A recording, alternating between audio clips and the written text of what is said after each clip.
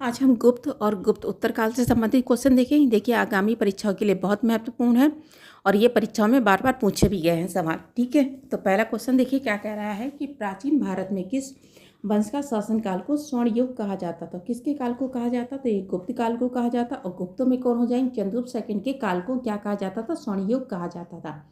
Chandragupta second की बात करें तो इनका काल कितना है? 375 से 415 तक का है। काल भी पूछा जा सकता है।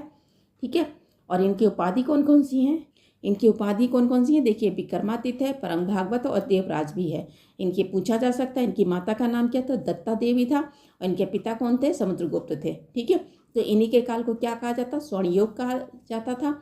और इन्होंने 3 यानी वैवाहिक संबंध स्थापित किए थे। कौन कौन से? देखिए, नाग वंश है, बकाटक वंश है और कदम वंश है। ठीक है, इसमें से पूछा जा सकता है कि चंद्रगुप्त सेकंड ने किससे वैवाहिक संबंध स्थापित किया था? इनमें से कौन सा नहीं है, गलत है। ठीक है, ऐसे पूछा जा सकता है कि इनमें से कौन से किए थे उन्होंने वैवाहिक संबंध? कौन कौन से देखिए किए थे?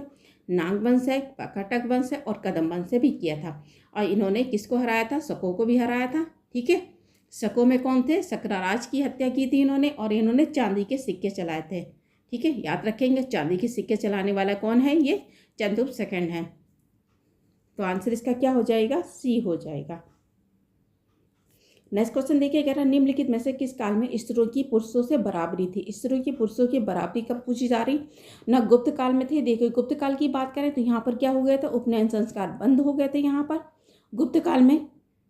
और क्या होता था यहाँ पर? अल्प आयु में विवाह शुरू हो गया था। प्रथा प्रथा और सती प्रथा का प्रचलन शुरू हो गया था। ऐरन अभिलेख से पता चलता है। मौर्य काल की बात करें तो मौर्य काल में क्या था? पुनर्विवाह और नियोग प्रथा की अनुमति थी। स्त्रियों को बाहर जाने की स्वतंत्रता नहीं थी। और इसमें बताया भी है, कौटिल्य ने क्या कहा कि जो संप्रांश घर की होती थी, स्त्रियों को अंदर रहती थी, ऐसी स्त्री को कौटिल्य ने क्या कहा है? अनिष्कासनी कहा है। याद रखेंगे, कौटिल्य ने ऐसी स्त्रियों को क्या कहा है? अनिष्कासनी कहा है। ठीक है, जो घर के अंदर रहती थी ऐसे स्त्रियों को कौटिल्य ने क्या कहा? अनिष्कासनी कहा। याद रखेंगे। और चोलों की बात करें उस समय भी स्त्रियों की स्थिति पुरुषों के बराबर नहीं थी। तो क्या हो जाएगा? आंसर इसका डी हो जाएगा। देखिए, ऋग्वैदिक काल में स्त्रियों की स्थिति पुरुषों के समान थी। स्त्रियों के यानी कन्याओं के उपनयन संस्कार होते थे। पुरुषों की तरह शिक्षा प्राप्त करती थी ये स्त्रियां, जैसे लोपामुद्रा हो जाएंगी, घोषा हो जाएंगी, अपाला हो जाएंगी। ठीक है, और देखिए, कालिदास में गुप्त काल में कालिदास ने भी देवदासियों के मंदिरों के बारे में वर्णन किया है। तो इसलिए गुप्त काल में भी नहीं हो सकता, ना मौर्य काल में, ना चोल काल में। तो आंसर इसका क्या हो जाएगा? डी हो जाएगा। सिर्फ ऋग्वैदिक काल में स्त्रियों की पुरुषों से बराबरी थी। तो आंसर इसका डी हो जाएगा। 63 देखिए, कह रहा गुप्त युग में भूमि राजस्व की दर कितनी थी? तो कितनी थी? उपज का 6ठा भाग था। धर्मशास्त्र के अनुसार भी उपज का कितना भाग था? 1/6 भाग था। ठीक है, तो भूमि के प्रकार थे। जैसे क्षेत्र को क्या कहा जाता था? खेती के लिए उपयुक्त भूमि को क्या कहा जाता? क्षेत्र कहा जाता। और वास्तु किसे कहा जाता? मकान बनाने योग्य भूमि को वास्तु कहा जाता था। और गोचर चारवाहा भूमि को कहा जाता था। और सिल किसे कहा जाता? जो भूमि जोती नहीं जाती तो उसे क्या कहा जाता? सिल कहा जाता। अपराहत अपराध ये बहुत बार पूछा जा चुका है। अपराध किसे कहा जाता? बिना जोती गई भूमि को यानी कि अपराहत कहा जाता था। ठीक है, याद रखेंगे अपराहत के बारे में। अपराहत किसे कहा जाता था? बिना जोती गई भूमि यानी जंगली भूमि को अपराहत कहा जाता था। और मनुस्मृति ने भूमि कर को क्या कहा है? भोग का उल्लेख मिलता है। तो मनुस्मृति में क्या मिलता है? भूमि कर को क्या कहा है? भोग कहा है। ठीक है, भूमि कर को क्या कहा जाता था? भोग कहा जाता था। और गुप्त काल की बात करें तो भूमि कर को यानी जो वसूले वाले को क्या कहा जाता? उदंग या भाग कर कहा जाता था। याद रखें, क्या कहा जाता था? उदंग या भाग कर कहा जाता था। ठीक है, तो यानी गुप्त काल में भूमि राजस्व की दर कितनी थी? उपज का 1/6 भाग था। और ये उपज का 1/6 भाग से लेकर 1/4 भाग तक था। ये भी याद रखेंगे। ठीक है, तो आंसर इसका क्या हो जाएगा? बी हो जाएगा। नेक्स्ट क्वेश्चन देखिए, कह रहा है धर्मशास्त्र में भू राजस्व की दर कितनी थी? तो कितनी थी? 1/6 भाग था। ठीक है, याद रखेंगे कितना था? 1/6 भाग था। और वसूलने वाले को भू राजस्व वसूलने वाले को क्या कहा जाता था?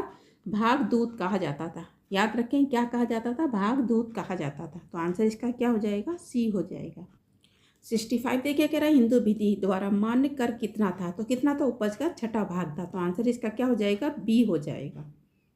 66 देखिए क्या कह रहा है, किस प्रकार की भूमि को अपराहत कहा जाता था? तो कहा जाता था? ये बिना जोती के जंगली भूमि को अपराहत कहा जाता। तो आंसर इसका क्या हो जाएगा? ए हो जाएगा। हमने बताया था, भूमि कर के प्रकार बताए थे। सिल भूमि कैसी होती है? जो बिना जोती गई भूमि को सिल कहा जाता। गोचर चारवाहा भूमि को कहा जाता था। और वास्तु मकान बनाने वाली भूमि को कहा जाता। अपराहत किसे कहा जाता? बिना जोती गई भूमि को जंगली भूमि को कहा जाता था। तो आंसर इसका क्या हो जाएगा? ए हो जाएगा। देखिए क्वेश्चन बहुत इंपॉर्टेंट है। देखिए पूछा जा रहा है, भारत के इतिहास के संदर्भ में कुल्यबाप दोड़ाबाप शब्द का निर्देशित किया गया है। किसके लिए कहा गया है? ये भूमि माप की इकाइयाँ हैं। जैसे कौन कौन सी है? निवर्तन है, पाटक है, नाड़ है, अड़बाप है, ठीक है, और नालिका बाप है। कैसी है? भूमि के प्रकार है। और जैसे अनाज के प्रकार कौन हो जाएंगे? नाली है, दोण है। याद रखेंगे। जैसे दोण बाप हट जाएगा तो क्या हो जाएगा? दोण क्या हो जाएगा? अनाज की माप की इकाई हो जाएगी। तो आंसर इसका याद रखें। क्या आंसर इसका क्या हो जाएगा? ए हो जाएगा। और ये गुप्त काल की इकाइयाँ हैं कौन कौन सी हैं? देखिए निवर्तन है, पाटक है, नाड़ है, अड़बाप है, ठीक है, और कुल्य बाप, दोड़ा बाप और नालिका बाप है। याद रखें, ये ऐसी क्या है? ये कैसे हैं? ये भूमि की इकाइयाँ हैं। इसमें पूछा जा सकता है इसमें से कौन सी भूमि की इकाई नहीं है। तो याद रखेंगे भूमि की इकाई। जैसे दोड़ हो जाएगा तो दोड़ क्या हो जाएगा? अनाज की इकाई हो जाएगा। और दोड़ बाप क्या हो जाएगा? तो ये क्या हो जाएगी? ये भूमि इकाई हो जाएगी, ठीक है। नाड़ है जैसे नाड़ है, ठीक है, जैसे नालिका है, नालिका बाप है, तो ये क्या है? क्या हो जाएगा? ये भूमि की इकाई हो जाएगी। और पूछा जा रहा है तो क्या हो जाएगा? नाली हो जाएगी तो क्या हो जाएगा? ये अनाज की इकाई हो जाएगी। तो अनाज की इकाई में भी अंतर याद रखेंगे और भूमि की इकाई में भी याद रखेंगे। तो बताया, देखिए पूछा जा रहा है कि भूमि की इकाई कौन कौन सी हैं। देखिए कुल्य बाप है, दोण बाप है, और कौन सी हैं? निवर्तन है, पाटक है, नाड़ है, अल्बाप है, ठीक है। तो आंसर इसका क्या हो जाएगा? ए हो जाएगा। नेक्स्ट क्वेश्चन देखिएगा, गुप्त साम्राज्य द्वारा निम्न में से किन्हें कर रहित भूमि को प्रदान की जाती थी? किन्हें दी जाती थी? ये ब्राह्मणों को दी जाती थी। और इस भूमि को क्या कहा जाता था? अग्रहार कहा जाता। क्या कहा जाता था? इस भूमि को अग्रहार कहा जाता था। जैसे हाथी गुम्फा अभिलेख में भी देखिए जैनों को भूमि का उल्लेख मिलता है। प्रथम शताब्दी की बात करें तो नाना घाट के अभिलेख में भी सातवाहनों ने भी ब्राह्मण को और बौद्धों को भूमि दान दी थी, ठीक है, ये भी याद रखेंगे। तो कौन सा है? नाना घाट अभिलेख है सातवाहन का, इसमें ब्राह्मण और बौद्धों को भूमि दान दी गई थी। हाथी गुम्फा अभिलेख है, जैनों को ग्राम दान का उल्लेख मिलता है। और गुप्त काल में कर रहित भूमि कृषि प्रदान दी जा रही। किसे दी जा रही? ब्राह्मण को दी जाती है। तो आंसर इसका क्या हो जाएगा? सी हो जाएगा। 69 देखिए कह रहा, प्राचीन भारत में सिंचाई कर को कहा जाता। तो सिंचाई कर को क्या कहा जाता? विदक भागम कहा जाता था। याद रखें क्या कहा जाता था? विदक भागम कहा जाता था, ठीक है। मौर्य काल में अगर हिरण्य की बात करें तो ये कैसी होती थी? नगद, यानी कि नगद कर होता था। उदंग की बात करें गुप्त काल में भूमि कर था। और उपनिका क्या था? ये भूमि कर का स्थायी और अस्थायी रूप से रहने वाले किसानों से लिया जाता था। तो याद रखेंगे हिरण्य क्या था? हिरण्य ये क्या था? ये मौर्य काल में लिया जाने वाला नगद कर था। उदाहरण की बात करें तो गुप्त काल में भूमि कर था। और उपनिका क्या था? उपनिका ये था भूमि कर स्थायी और अस्थायी रूप से रहने वाले किसानों से लिया जाता था। और सिंचाई कर क्या क्या था? विदक भागम था। तो आंसर इसका क्या हो जाएगा? ए हो जाएगा। नेक्स्ट क्वेश्चन देखिए, तीसरी शताब्दी में वारंगल प्रसिद्ध था। वारंगल किसके लिए प्रसिद्ध था? तो किसके लिए प्रसिद्ध था? लोहे के यंत्र के लिए प्रसिद्ध था। तो आंसर इसका सी हो जाएगा। 71 देखिए कह रहा है कि प्राचीन भारतीय गुप्त राजवंश के समय में संदर्भ में नगर घंटाशाला है, कंदूरा है और चौल किसके लिए विख्यात था? ये क्या है? ये बंदरगाह थे और विदेशी व्यापार के लिए प्रसिद्ध थे, ठीक है। तो आंसर इसका क्या हो जाएगा? ए हो जाएगा। जैसे पश्चिमी घाट पे ये कैसे गुप्त काल के हैं बंदरगाह, लेकिन सबसे प्रसिद्ध बंदरगाह कौन सा था? ये तामलिपि बंदर था। और फाइयान यहाँ पर 2 वर्ष रुका था। याद रखेंगे कितने वर्ष रुका था? 2 वर्ष यहीं पर रुका था। कहाँ? तामलिपि बंदरगाह पर। पश्चिमी घाट के बंदरगाह की बात करें जैसे भरोच हो जाएगा, चोल हो जाएगा, कल्याण हो जाएगा और कैम्बे हो जाएगी। कैसे?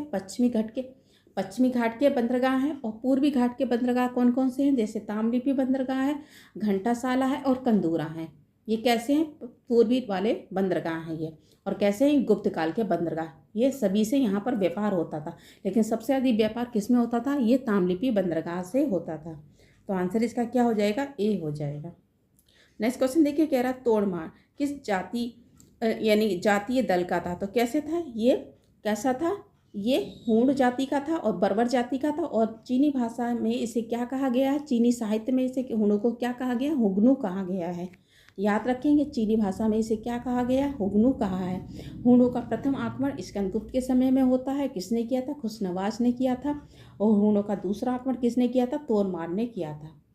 और इन्होंने भारत में कुछ राज्य जीत लिए थे। और इन्होंने ही, तोरमार ने ही क्या उपाधि कौन सी धारण की थी, महाराजा धीराज की उपाधि धारण की थी। ठीक है, तो किसने, तोरमार ने उपाधि धारण की थी। और तीसरा आक्रमण कौन करता है, मिहिरकुल करता है, जिसे आगे चल के यशोवर्धन ने पराजित किया था। ठीक है, तो आंसर इसका क्या हो जाएगा, बी हो जाएगा।